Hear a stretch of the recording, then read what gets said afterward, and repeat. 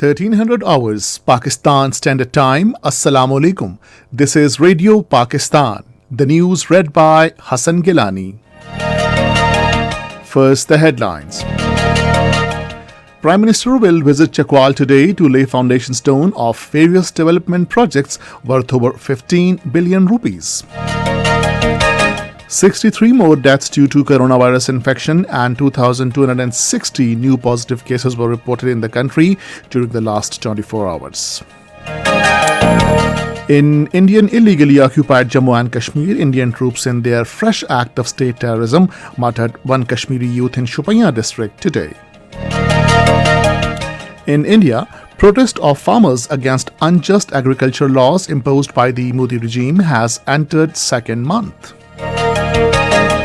And now the news in detail. Prime Minister Imran Khan will visit Chakwal today to lay foundation stone of various development projects worth over 15 billion rupees. He will perform groundbreaking of Chakwal University, Belkasar, and a 500-bed hospital and a law college. The Prime Minister will also lay foundation stone of Northern Bypass Ring Road in Chakwal city. The Prime Minister's visit to Chakwal is part of the government's agenda to launch development projects in less developed areas ignored in the past.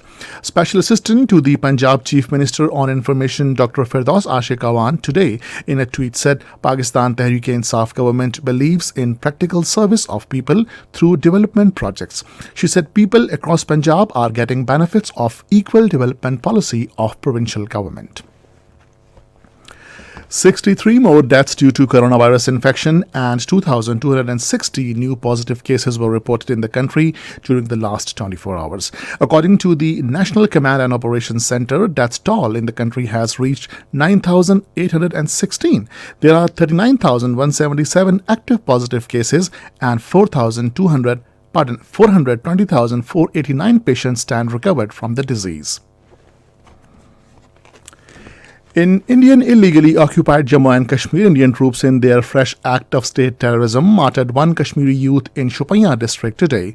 The troops martyred the youth during a cordon and search operation in Cunningham area of the district. Meanwhile, 2 Indian soldiers were killed and another was seriously injured after a barrack they were putting up collapsed at Machidi in Kathua district.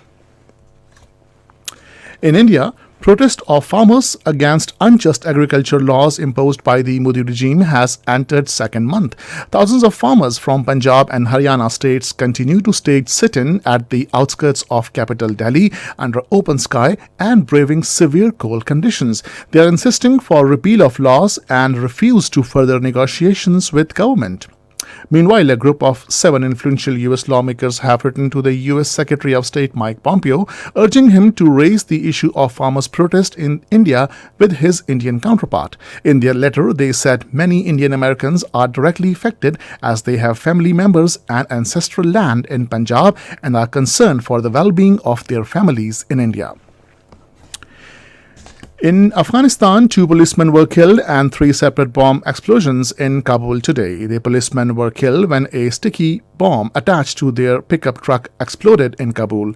2 security personnel were wounded in another similar bomb attack targeting a second police pickup truck. Palestinian Authority has urged the UN Security Council to implement its resolutions regarding Israeli settlements on the occupied West Bank land. In a statement, the Palestinian Foreign Ministry spokesperson said the world body asked the world body to resume its role and stop continued settlements building on Palestinian land. The statement said spike in violence over the last week aims at terrorizing Palestinians. In the United States, millions of Americans have been deprived of jobless benefits after President Donald Trump refused to sign into law a $2.3 trillion pandemic aid bill. According to Labor Department, without Trump's signature, about 14 million people could lose those extra benefits. Trump has complained that the bill gives too much money to special interests, cultural projects, and foreign aid. On the opening day of first cricket test match at Mount Mongoi against Pakistan, New Zealand in their first innings were 222 for 3 at stumps. Earlier, Pakistan won the toss and elected to field. And this is the end of the news. For more news and analysis, log on to our website radio.gov.pk and also watch live video streaming of our bulletins on the link facebook.com/Radio Pakistan News Official.